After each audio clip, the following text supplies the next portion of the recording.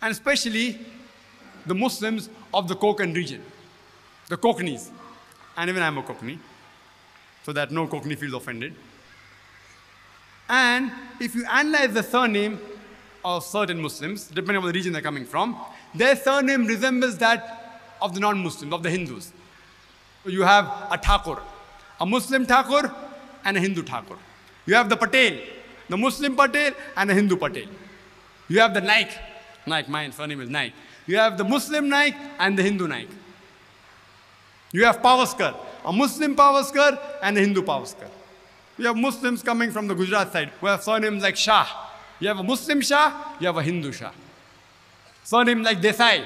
You have a Muslim Desai and a Hindu Desai. We cannot identify from the surname whether the person is a Muslim or a non-Muslim. If you read the tradition of beloved Prophet, the Prophet never ever changed the family name. He never advised the people to change the family name. You know why? The family name shows the roots. And identification of the roots is very important in Islam. Therefore, the Prophet never ever recommended any Muslim to change his family name, whatever his name was. Because if you know, Naik, Kokani, coming from Konkan region, you come to know the roots. Thakur, if he's a Muslim coming from the Konkan region. Shah, coming from the Gujarat side. You come to know the lineage, the area where you come from. But many a times, along with the surname, which may get mixed up with the non-Muslim, you even have names which can get mixed up with the non-Muslims.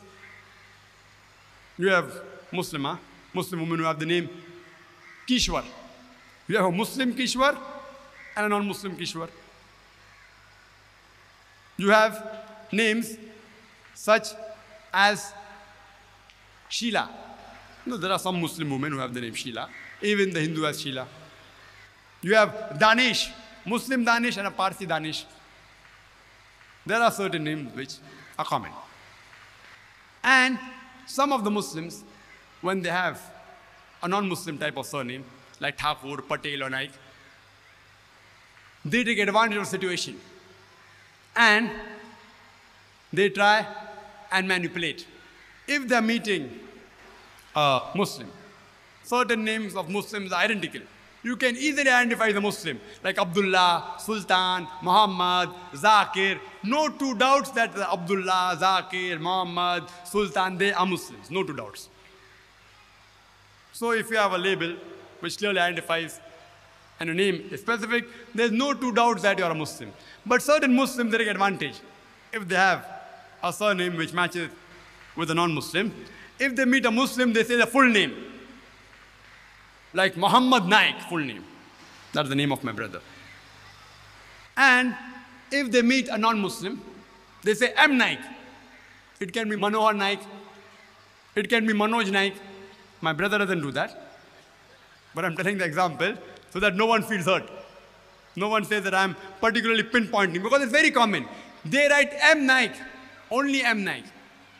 Or M.A. Naik, M.D. Naik, whatever it is. You can't identify whether they're Muslim or non-Muslim.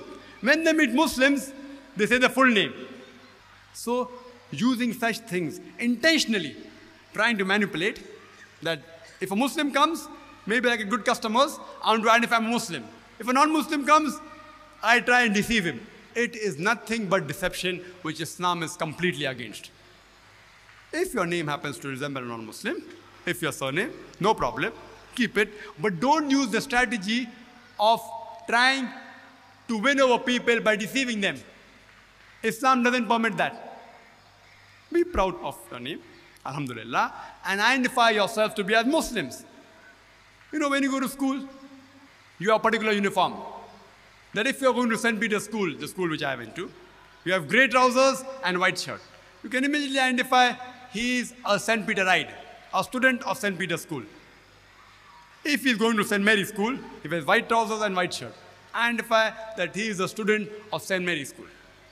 And they have a particular different color ties, etc. It's easy to identify. They wear a uniform known as the school uniform. It identifies the person.